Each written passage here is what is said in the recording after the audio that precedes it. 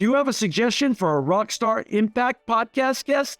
Go to impactpodcast.com and just click Be a Guest to recommend someone today. This edition of the Impact Podcast is brought to you by ERI. ERI has a mission to protect people, the planet, and your privacy, and is the largest fully integrated IT and electronics asset disposition provider and cybersecurity-focused hardware destruction company in the United States, and maybe even the world. For more information on how ERI can help your business properly dispose of outdated electronic hardware devices, please visit eridirect.com. This episode of the Impact Podcast is brought to you by Closed Loop Partners. Closed Loop Partners is a leading circular economy investor in the United States with an extensive network of Fortune 500 corporate investors, family offices, institutional investors, industry experts, and impact partners.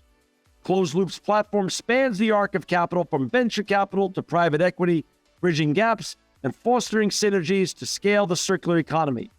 To find Closed Loop Partners, please go to www.closedlooppartners.com.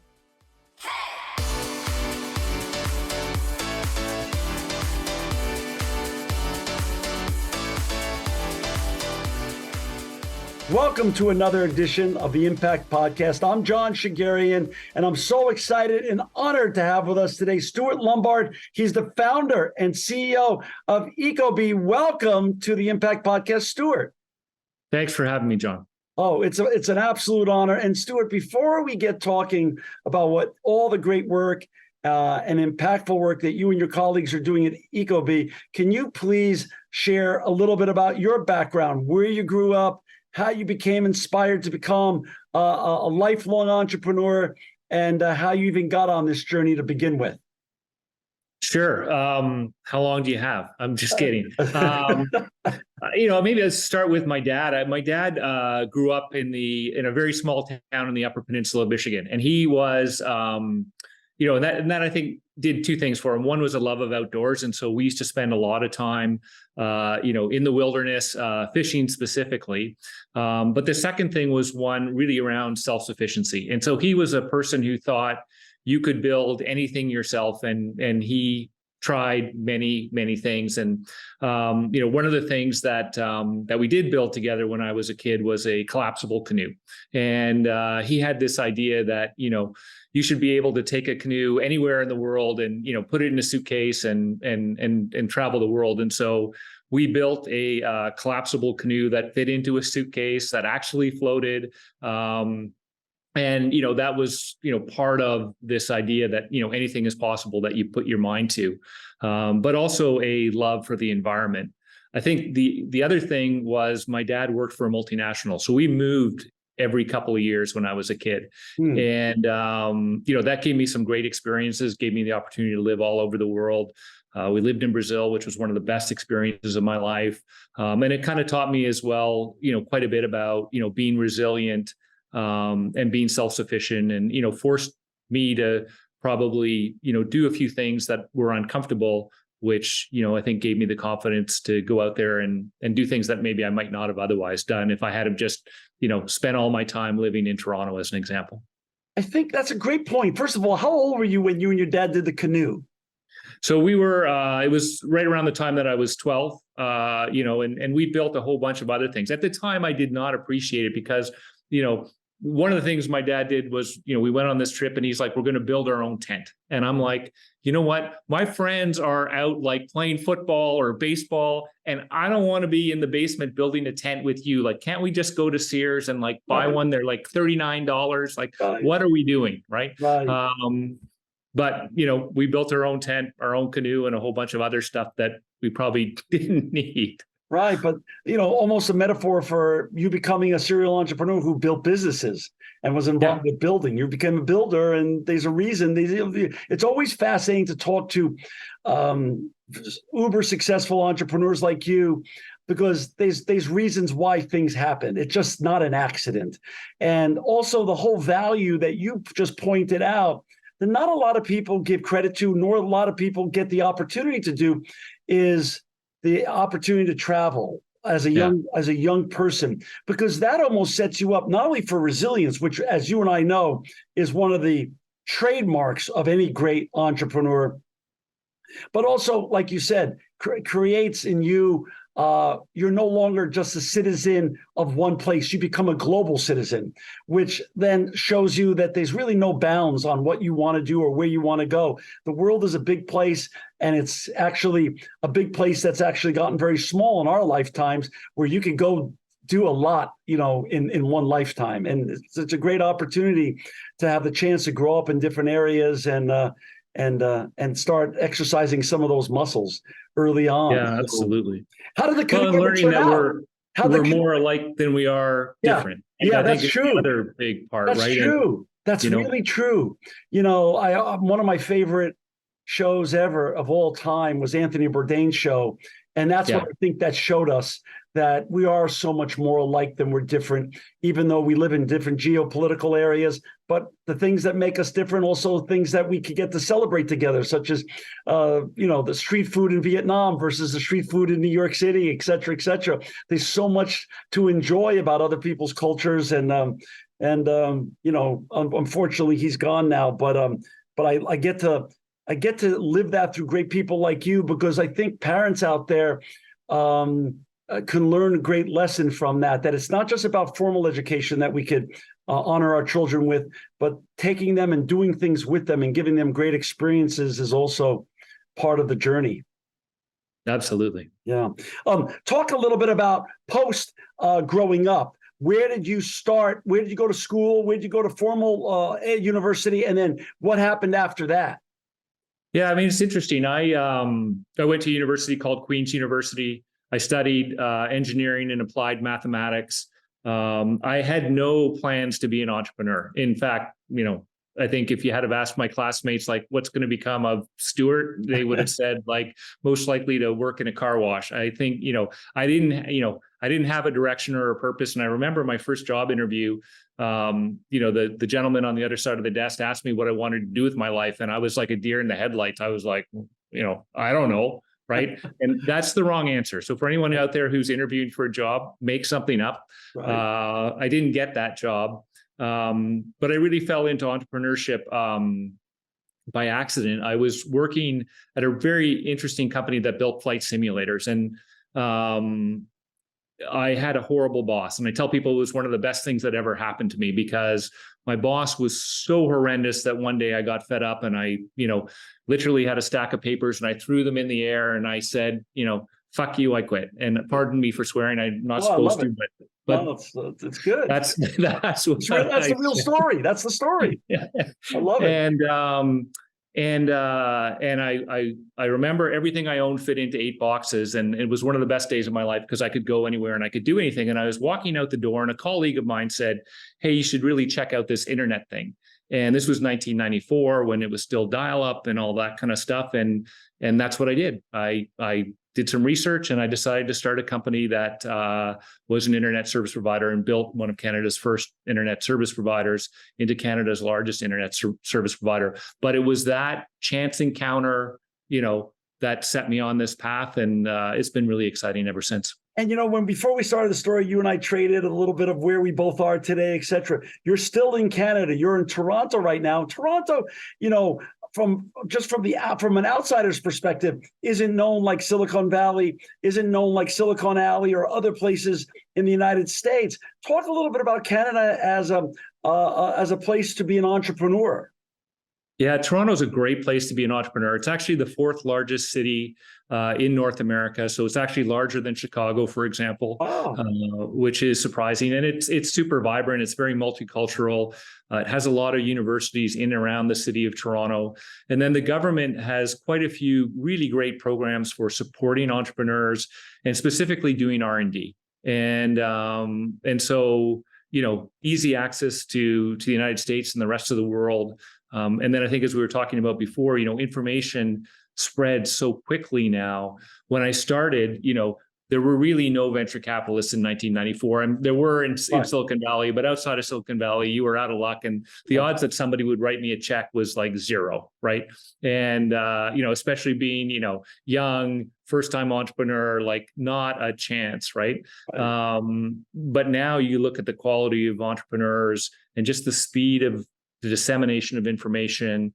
I think the playing field has really, been leveled. And, I tell people that, this is a golden age. When you read, I think a lot of the stuff like, on social media or in the more, mainstream media, often we think of this time as being a difficult time. But I think this will be, a renaissance period when people look back on it 500 years from now. And this idea that you could be a 21-year-old and walk into a venture capitalist office and walk out with a check for $100 million. Like, I'm old enough that that's still like, I know. I'm like, wow, really, Wow. what a great world we live in. This is incredible. It is. So in 2007 or so, or maybe a little bit before, you launched ecobee. Where did you see that white space? Where did you see the voids in the marketplace? And how did you dream this dream up? Because it always starts with a vision from the entrepreneur's perspective. Yeah, it all actually started with my wife, which is like where most good things in my life come from. I had been a partner in a venture capital firm, and I woke up one day and decided it wasn't what I wanted to do with the rest of my life. And I quit my job and I went home and I said, I'm going to reduce my environmental impact. And so I went out and I spent $26,000 on solar panels. And I was on my way to buy a Toyota Prius. And my wife, Andrea, is like, whoa, honey, like this going green thing is going to break us. And by the way, you're unemployed, right? And so that sort of kicked off like, well, what's a practical, like, thing that I can do that's not going to cost a lot of money. And actually, the insight we had was that heating and cooling is 40 to 60% of your home's energy use. So actually better managing your heating and cooling is the least expensive, best thing that you can do.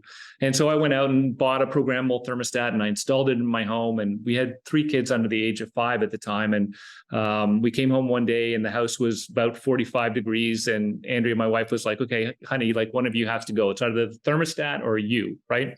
And that really kind of kicked off this idea of, if we could use math and science, if we could take this device that's basically dumb as a doorknob, it's impossible to use, connect it to the internet, use, things like weather and energy pricing, how much better could we do, connect it to the internet, make it easy to use, all those things, right? And the answer is a lot. We estimate our customers have saved about 28 terawatt hours of power. So enough to take the homes in Los Angeles and Chicago off the grid for a year. So it's a massive, massive impact. But it all came from like a simple insight, which was, how do I reduce my environmental impact in a practical, easy way? And a little dose of reality from your wife that, honey, let's not break the bank right now, which is always great. So you start this business with any co-founders, or was just you and some developers, or how many people were literally in the room the first couple months of ecobee? So there were 4 of us who started. Okay. And, at the beginning, I paid everyone out of my own bank account, which, sharpens your focus quite a bit, I think. And I think everyone should do that at least once in their life, because it gives you an appreciation for, what it takes to keep the lights on. Anyway, yeah, we started, literally, 4 of us.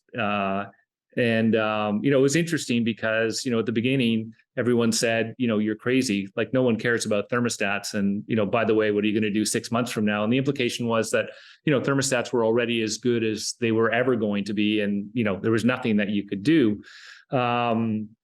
And so in 2009, we shipped the first smart thermostat and really invented the category.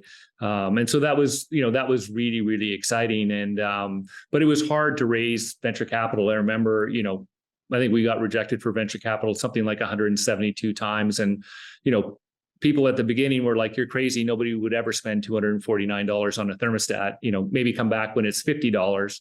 And then in 2011, I think Nest came out. And then it was like, of course, everybody wants a $249 thermostat. But, they've already won and the battle is over. And so, fail fast, go home and do something else. Right. And then they looked at me with pity, which was worse than when they looked at me when I was crazy. But we persevered, and we're still here today. And we've been able to achieve, I think, some really great things. And really kudos to the team for getting us here.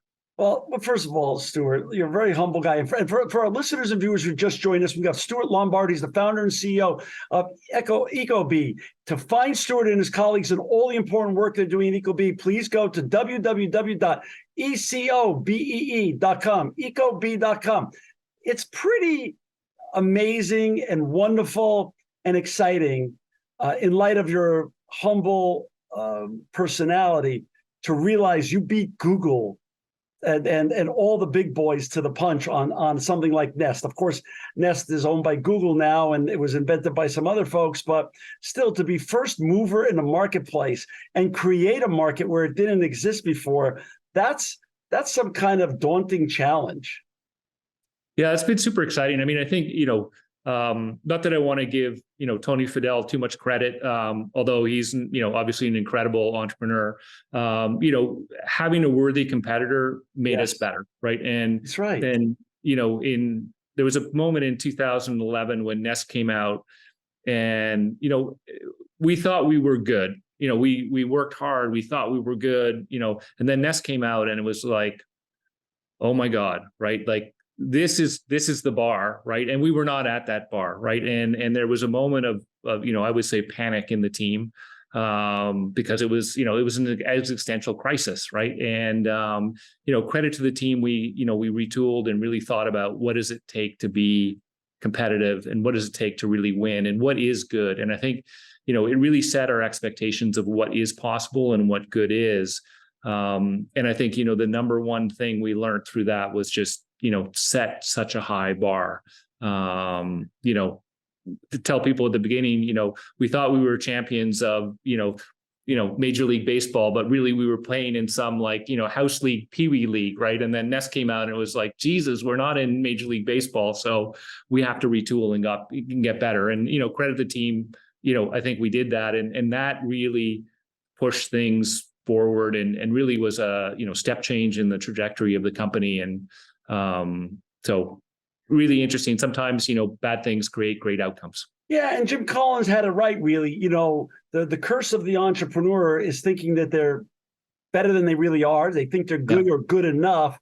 But as he taught us all in his, in one of those landmark books that he wrote, Good to Great, good is the greatest enemy of great. And failing to always want to make yourself better becomes a little bit of an entrepreneur's curse. Once they think they're in the lead and no one's going to ever catch them, as you and I both know, because you've been on both sides. I haven't been on both sides of the rails. I've stayed on the entrepreneurship side, but you've been on the check writing side and the serial entrepreneur side. There's a lot of smart people out there, and there's a lot of money out there chasing good opportunities and good operators and good entrepreneurs. So it's just a great lesson. It's just a great lesson to learn early on in the journey. Well, I think that's also what creates engagement too, right? Is this idea that you're constantly getting better. And I think, we're in thermostats. And so if you can get excited about thermostats, you can get excited about anything. And, today, we're talking about, machine learning and AI and voice technologies and sensor fusion and, all kinds of really interesting technologies that, I don't know, we would have never thought of before. And so it's been, one of the really exciting things. It's been a continuous learning journey, which is super exciting. So, last year, Time Magazine named ecobee smart thermostat as one of the best inventions, put them on their best invention list. Where in the journey, Stuart, because you've done this now before, ecobee, and you've been on the venture capital side, where in the journey of ecobee did you realize, we're on to something not only special and impactful, but we're going to succeed and this is going to work? Yeah, I think, I don't know. There's that only the paranoid survive. I feel like maybe not always an existential crisis, but, we're running fast, we're running hard. And to the point you made, I think, you need to keep evolving, and the market is pushing us forward. I'm also very excited. One of the things I really enjoy about ecobee is that we're very optimistic. So I think, we see an energy future where we move from energy that is expensive, it's dirty, and it's scarce, to a future where energy is plentiful, it's cheap, and it's clean. And if you think about that future, that's a really exciting future. And a lot of what we're doing right now is really around thinking about not only how we help people conserve energy, but how we help them produce energy on their rooftops, how we help them store energy, and when they use energy. So if you look at what's happening right now in energy, the cost of renewables is dropping precipitously. So you can buy, solar, 2 cents a kilowatt hour, 20-year power purchase agreement, cheapest energy out there. One of the things that people don't realize is the reason coal and gas to a certain extent is going away is not because of regulation, it's just because of economics. It's just cheaper to use renewables. The challenge with renewables, of course, is that it's variable. And so you can think of these intelligent devices that understand what's happening on the grid, understand what's happening on your rooftop, and change the way they use energy to take advantage of that. So last year in California, they curtailed enough clean, green power to power 400,000 homes for a year. So that's power that's 100% free, $0, no carbon. So if you're a smart thermostat and you know that power is available, you can say, I'm going to run your air conditioner a little bit more, right? And it costs you $0 because the power is free. Otherwise, they would just turn it off and, the electrons would go nowhere. Right.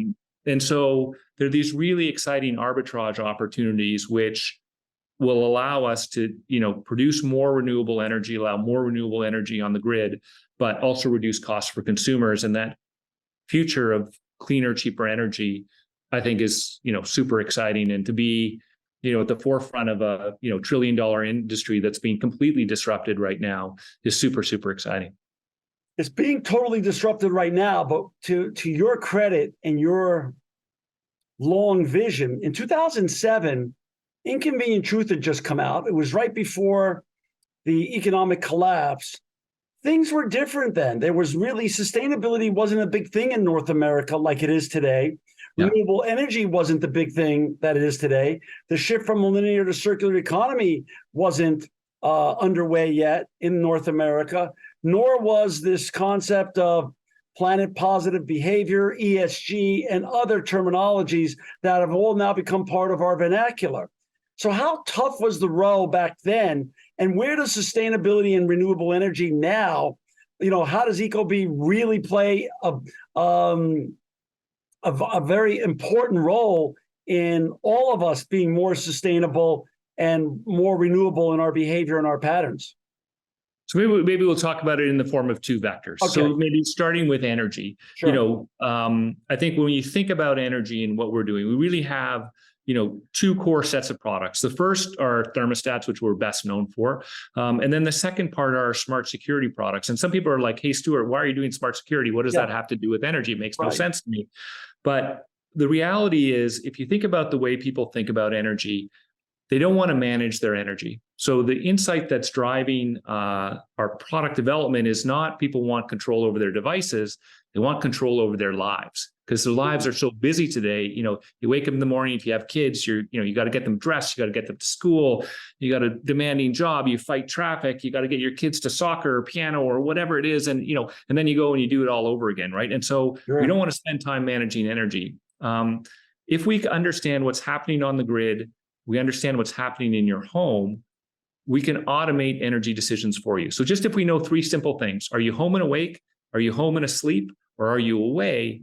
That enables us to automate energy for you, and security helps us do that. That gives us the insight of what's happening in your home, so we can make smart energy decisions for you.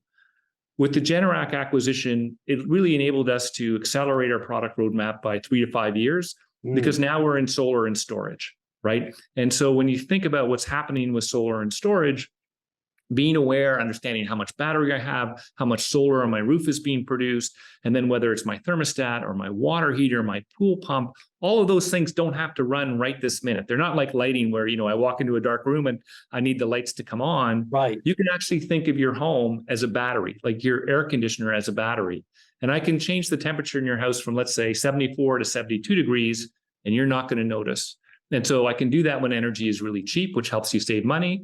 And then I let you coast when energy is expensive, And again, you're saving money. You're not using energy when it's dirtiest and most expensive. And so that's really that future. On the sustainability side, there's a great book called Confessions of a Radical Industrialist by a guy named Ray Anderson. And his point was really that sustainability makes you a better business. And, we were talking to, some of the leaders from Patagonia last week, and, they really talked about the same concept, which is regardless of what business you're in, sustainability is about reducing waste. And so it's really making you more cost effective, more competitive. And so when we think about sustainability, it's just made us a better business. And we think about it really in three ways. So the first is how we build our products. So that's stuff like sustainable business practices. Are we treating employees well, and employees in our supply chain, are they being paid well, treated well, those types of things? What are the things we're using in our products? So, what kind of plastics, what kind of materials, what kind of batteries, are they recyclable? We really manufacture our thermostats to be end of life, easily recyclable. We build them to last. So like the number one thing, I think you had someone on from Patagonia, they were talking about, built to last is the best way to make your product sustainable, which high quality, again, does very well with consumers. So that's sort of the first part. The second part is really how we help our customers save money. And we invest a ton into energy saving algorithms. We talked about, our customers saving over 28 terawatt hours of power. They also participate in like grid emergencies. Like right now, you hear a lot of, talk about brownouts and blackouts and that kind of stuff. Just this summer in California, over 82,000 of our customers saved the California grid over 100 megawatts during peak period. So, preventing brownouts and all that kind of stuff, which is really important.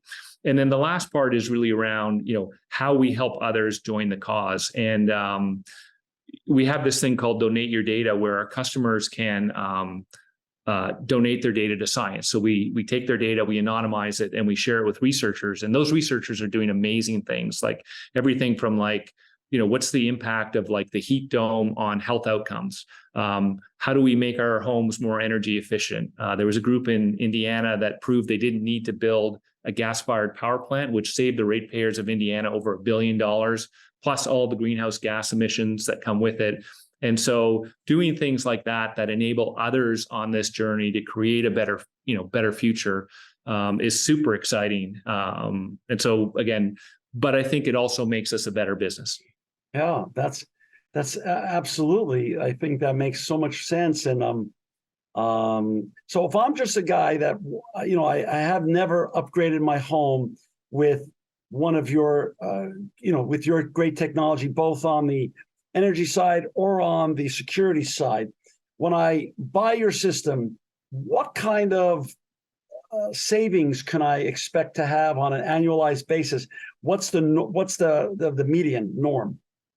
Yeah, so on average, you're going to save about 26% on your heating and cooling costs, which make up, 40 to 60% of your home's energy use. In dollar terms, the average customer is going to save between $150 and $250 a year, and that's every single year. So if you bought a $150 thermostat or a $250 thermostat, we're going to pay you back between $150 and $250 a year.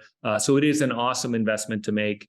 You're also going to be more comfortable. And so I think, one of the really cool things is that, sustainability used to be sort of, people used to think of it as, doesn't work as well and costs more. Right. The really great thing about these products is, we have these occupancy sensors that measure temperature and occupancy that you can put around your house. And we know what rooms you're in. We make it comfortable in the rooms that you're in. But those occupancy sensors also allow us to understand whether you're home or not. So you're more comfortable when you're home. And when you're not home, we automatically turn down your equipment for you, so you're saving more money. And so you really get the best of both worlds, where not only is it, are you more comfortable, but you're also saving money and saving the planet. Let's go through you just brought up two great points, planet and savings. Talk about 2007, you sitting down with your sales team or just you and your co-founders, probably were the sales team, but was it then when you had to do a cost benefit analysis of what you lead with when you were talking to potential buyers back then, planet or savings? How did you break down where the emphasis is? Now, fast forward 16 years later, same thing. Your sales team, you're on a conference call, all your salespeople across North America, and again, Planet or savings? And how does it look today, the balance in terms of where do you lean in and where do you emphasize and what just follows? How does that, what's the math look like in 07 compared to 23? Yeah, so I think, the value proposition is probably around like comfort, savings, and planet, right? Okay. And to your point, I think, 2007 was much more comfort and savings focused. Right. Now I think, those three are probably, on par with each other, and, people ask and people care. And it's part of our story. And I think people appreciate the story. And again, it makes us a better company. Like, I think if you think about like, how do we compete against Google? And I would say this to any entrepreneur, like if you have a large competitor like a Google, think about how you compete. And we always said, like, we're not going to win against Google by out Googling Google. Like, I remember this one time, like I went home and I'm on the subway and the subway is completely wrapped in Google ads, right? And I get on the bus and like every bus shelter on my way home has a Google ad. And I'm like, damn, they know where I live and they're messing with me, right? And then of course I flew to Chicago and they had, wrapped every bus and every, subway in Chicago too. And so it had nothing to do with me. And, the point being that, there's no way that we were going to outspend them. And so finding other ways. And I think, the sustainability narrative is one that is very compelling for large groups of people. And I think, it gets to your ethos of who you are as a company, and explaining that ethos of who you are is the way that I think you can compete against the largest companies in the world. And I love it because, you know what? Creating a culture of David v. Goliath is always fun as an entrepreneur. And it's a great mentality to have, to not walk around just with a chip on your shoulder, but a boulder on your shoulder, because it keeps everybody really focused on the mission and staying aligned and pulling the rope in the same direction. You mentioned Generic earlier today. Generic, they purchased you in late 2021 for a lot of money, and like you said, it accelerated your growth and your cycle that you had visioned out.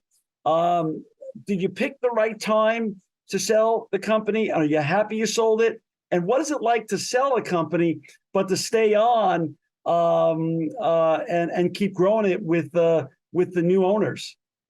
Yeah, the Generac acquisition has been really phenomenal. It's been a really great experience. They've been wonderful, to me and to the team.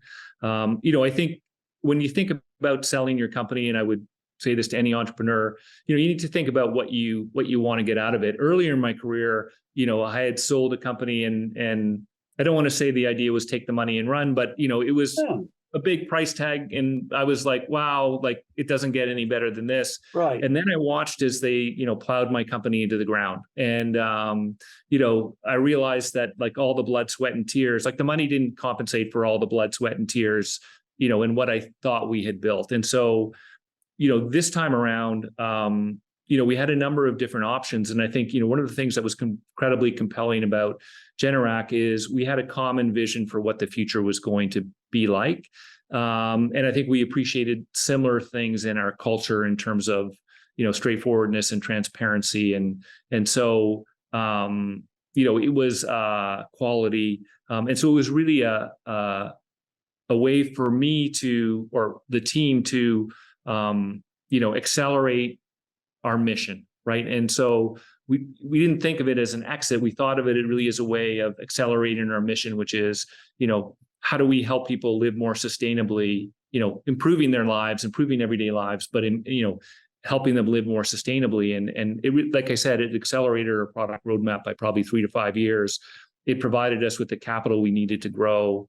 And we get to work with like-minded individuals who are, innovating and building great quality products. And so, that's super, super exciting. And, why I'm still here is because I'm just really excited about, where the world is going, that clean energy future, and $1 trillion industry that's being disrupted right now. Well, and let's be honest, you were very early. I mean, obviously you were the first mover in this what was white space before you did it. Nest came on in 11, which created the great Pepsi Coke challenge, yep, which created the great Burger King McDonald's challenge. This is, Coors versus Anheuser-Busch. This is great for you. But the truth is, the world caught up to your vision now. Now, it's not just our kids that are, and our grandkids eventually that are going to be the only people that care about the environment, but now everyone realizes now that we're living through the hottest year in world history. And so I think that the science is in, but also the evidence is in, the empirical evidence is in, that we really do need to do a lot to heal the world. So the world is caught up to your vision. So it must be almost a fun time to be continuing to scale what was your little baby and vision back in 2007, because the sky is the limit, like you said, when you're sitting on top of $1 trillion opportunity. I mean, my gosh, what's the vision now? Now that you're 2 years post sale, or almost 2 years post sale, what do you go to bed and dream about in terms of the next 36 months, and how big in terms of international sales and other markets to open up around the world? Yeah, it's super exciting. I mean, I think, again, the vision we see is this cleaner, cheaper energy future. We're actively working on solar and storage, and then combining that solar and storage with these intelligent devices that understand what's happening in your home, what's happening on your roof, and what's happening on the grid, and then making smarter energy decisions for you. And that will enable, people to basically reduce their, energy costs, significantly improve the planet from a sustainability point of view. And so it is just a wonderful outcome, win-win-win scenario. And as I said, I think, we'll look back on this era in, maybe 2030 or 2035, and we'll have made tremendous strides, and the world will actually be a better place, it'll be cleaner, it'll be healthier, it'll be more sustainable. And the things that you do in your career, around recycling and those types of things, those are going to be embedded in what we do. And so we're going to be less extractive, and more efficient because of it. And I think, that will enable, standard of living to grow for everyone, because we'll increase productivity significantly. That's awesome. Stuart, you're always welcome to come back on the show. It's been a delight having you today. It's so great to have a fellow entrepreneur on who's done a lot, sold your first company, become a venture capitalist, and now started something that's making such an amazing impact on the world. That's so important for our listeners and viewers to find Stuart and his wonderful colleagues that are making the world a better place. Please go to ecobee.com. Stuart Lombard, thank you for making the world a cleaner place, a greener place, and just a better place to live in. You're always welcome back on the Impact Podcast. Thanks, John. This edition of the Impact Podcast is brought to you by Engage. Engage is a digital booking platform revolutionizing the talent booking industry. With thousands of athletes, celebrities, entrepreneurs, and business leaders, Engage is the go-to spot for booking talent, for speeches, custom experiences, live streams, and much more. For more information on Engage or to book talent today, visit letsengage.com. This edition of the Impact Podcast is brought to you by ERI. ERI has a mission to protect people, the planet, and your privacy, and is the largest fully integrated IT and electronics asset disposition provider and cybersecurity-focused hardware destruction company in the United States, and maybe even the world. For more information on how ERI can help your business properly dispose of outdated electronic hardware devices, please visit eridirect.com.